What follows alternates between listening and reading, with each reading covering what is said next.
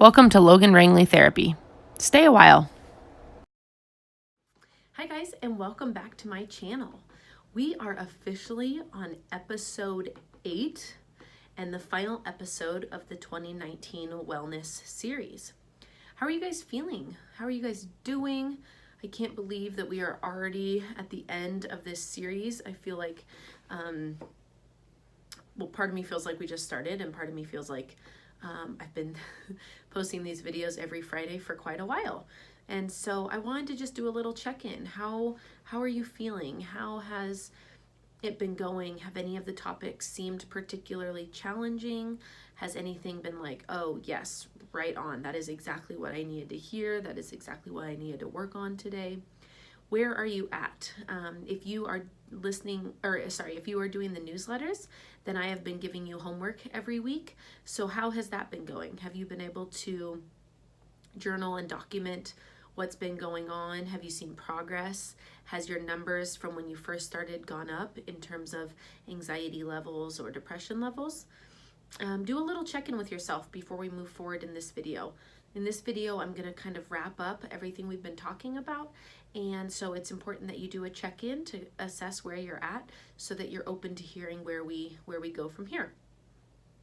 So during this 8-week series, the importance of these topics is that when we are feeling kind of crummy, when we're feeling like things are hard, like we're overwhelmed, like we don't know how to regulate ourselves, whether we're experiencing some anxious symptoms or depressive symptoms or just stressed or overall just overwhelmed, that I wanted to each week talk about different things that would be beneficial or helpful for you to regulate what you're experiencing. So none of these are necessarily on their own going to cure or fix our problems, but when we work on them every single day, when we create habits, when we declutter our house and declutter our space, when we have a morning routine and a nighttime routine, and we work on getting adequate sleep and eating healthy and working on goal setting and all of those sort of things, we can generally feel better. I've been talking a lot in a lot of different avenues lately about successful people and how do we become a successful person. And what's the theme that's kind of popped up is that successful people understand that they have to prioritize the hard things first, and they have to be a little bit uncomfortable for a while in order for things to work, in order for the goals to be accomplished, in order for us to handle the short-term goals and be a little uncomfortable working towards our goals in order to reach a long-term goal. And successful people wake up every day, generally, not every day, but wake up most days ready to conquer the day, ready to do the things, ready to follow their routines and have systems in place. And when the anxiety pops up or when they're feeling really sad, they know what things they need to do to pick up their routine and to clean out their space so that they can function better. And so every day when I wake up, I really try and think about what do I want to accomplish today that's a little bit better, a little bit bigger, a little bit more than I did yesterday. Because when I'm continuously moving forward, I'm seeing progress. And I also say a lot that progress is progress. It can be the smallest amount of progress, but if we are experiencing some form of progress, then we are moving forward. And that's exactly what we want to be doing.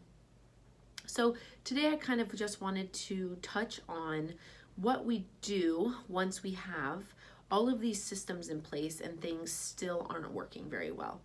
If we are doing all the things, goal setting and keeping our house clean and getting the kids fed and having a morning routine and all of this stuff, and things still aren't feeling well and we are still having crippling anxiety or depression, then what do we do? First and foremost, I want to say, and I've mentioned this in videos before, is that I'm not a doctor, but I do really find it important to look at this from a holistic approach. And so being connected to support systems. At our office, if we have someone coming in with symptoms that might be from anxiety, might be from depression, but have physical symptoms, we always make sure that we have connection with their doctor or that they have been referred by their doctor. So making sure that you are talking to and working with all of your providers can be really helpful. Sometimes it can be as simple as changing up medication or getting blood work done to see if we are have vitamin deficiencies or something like that. So definitely check with your primary doctor if you feel that these symptoms are worsening, are not getting better, that this sort of biopsychosocial, like holistic approach isn't working, then we definitely want to make sure that we're taking the next step. Also, making sure that you're reaching out and getting a therapist. There's absolutely nothing wrong with needing therapy. All of the things that we're talking about in these videos are things that you can work on more in depth with your therapist. I am just barely scratching the surface, and the reason I'm doing that is because for the people who don't have access to therapy, I want to be able to provide free information for you guys to try and feel better. If I can get just one person to feel a little bit better, then I am doing my job. But that being said, sometimes it takes more than just some coping skills or some surface level work. Sometimes we have to dive deeper into the harder stuff, the roots of what could be getting at the issues. So I definitely recommend getting a therapist. You don't have to be having big issues for a therapist either. I think that sometimes people feel that therapy is only for the crazy or for the people who are really struggling. But sometimes it can be just learning how to manage things or learning how to cope. And so I would definitely recommend that if you are feeling things are getting harder than what you would like to be able to handle, then definitely reach out to a therapist. If you don't know where to start looking for a therapist, check with your insurance company or Google therapists in your area or even at the college if you're in school, and you can easily find access there. And if you call a therapist agency and they don't take your insurance, you can also ask them for referrals if they know of any places that do either take your insurance or low income or state funded or things like that. So doctor and therapist are two big things that you should definitely check into if this sort of thing hasn't been helping as much. I would definitely also recommend, and the biggest overview, and I touched on this in the last video, is that when we are feeling super anxious, we are working, everything we talked about involves like coping skills and managing and feeling like we can handle the hard stuff, but then we have to actually handle the hard stuff. So we have to actually do the things that we are not wanting to do. So I've touched on and dabbled at talking about avoidance in a couple other videos, but I wanted to make sure I touched on it today. When I am feeling anxious, it's often because there is something I'm fearful of, or there's something I know I need to do but don't want to do, or I just feel overwhelmed because I have a lot on my plate. And similar to talking about prioritizing the things we don't want to do, I think one of the most important things we can do to work with our anxiety, first in addition to doing work with a therapist to understand what causes our anxiety, but also if we don't have access to that, learning how to manage our anxiety is not avoiding. Not avoiding and not reassuring. So if we are having anxiety about the same thing, I'm afraid to fly, I'm afraid to get on a plane, I'm afraid something bad's gonna happen, and then we have family members who are continuously reassuring us that the plane isn't going to crash, our brain doesn't believe that because our family members don't know if the plane is gonna crash or not. And so we can help reassure ourselves, but when we have external reassurers that are constantly trying to reassure and it's not fixing the problem, then that doesn't help. Our brain needs to experience the thing that it's scared of and survive it, because the things that we're scared of in this context are perceived threats, not real threats. So our brain needs to work through the experience and survive it to know that it can survive the thing that it's perceiving as dangerous. That can be also as simple as getting projects done. If we have like 7 different pieces of homework and a giant project coming up and a phone call we have to make and a doctor's appointment we have to do, our brain can feel really threatened because there's a lot going on and it's overwhelmed. And so it will put barriers around us to try and protect us from the things that make us really uncomfortable. And so I would encourage you not to avoid. We tell kids all the time, let's be brave. Let's do the things that scare us. Let's go jump off the big, object at the playground. Let's dip our head under in the pool when we're scared. Let's walk up to the kid on the playground and ask him if we want to play when we're shy and nervous. We tell the kiddos to do it all the time, but when it comes to dealing with this on our own, we tend to get really paralyzed, and we don't move forward, and we get really anxious.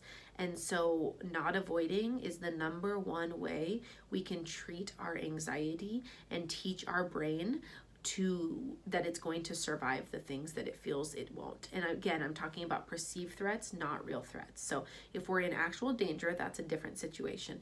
But when we're talking about just our daily living in terms of perceived threats, that's what we're talking about. And so it can be hard and it's scary, and the goal in why I set up this series as I did was so that all of these things can build on each other, so that you can have the tools to be able to not avoid the things that make you anxious. So when you have coping skills, when you make sure you're taking care of yourself, when you have a morning routine and you've gotten enough sleep and your brain is decluttered, you can feel more prepared and more able-bodied to go into the situation that we feel uncomfortable doing. At some point, we just have to do it. We have to get the motivation, and we have to put on our big kid pants and do it. I can teach you 1,000 coping skills, and I can teach you all the things you shouldn't avoid, but ultimately you have to get to the point where you want to do it, when something is motivating enough for you to move into that situation and do it. And if you don't feel like you're there yet, a therapist can very much help you figure out what the barriers are that are blocking you from doing the things that you want to do and that are leaving you feeling anxious and uncomfortable or depressed. So that is kind of an overview of why I did this series and what I think is really helpful, and I hope it was really helpful to you guys. I am going to continue to, I'm going to keep the newsletters, and so if you are stumbling across these videos and you didn't do this series, please feel free to reach out to me, because I can shoot you the emails with the weekly information, and we can do another round of this as we continue on. So please reach out and let me know if you would like to participate in this, and we can definitely talk about doing that. In addition to that, I am going to be continuing with weekly videos, but we're kind of shifting gears to talking about other things that are going on. We're heading into a new season. We're heading into spring right now, and a lot of stuff is coming up. And so please leave your comments below of what you would like me to talk about, what things have come up for you, what's been making you anxious or uncomfortable, or what makes you motivated. This doesn't all have to be about the hard stuff, we can talk about ways to move forward even when we're already in a good spot. How do we do things that we don't want to do?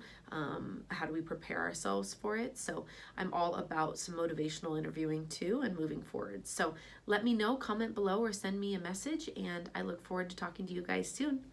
Have a wonderful day.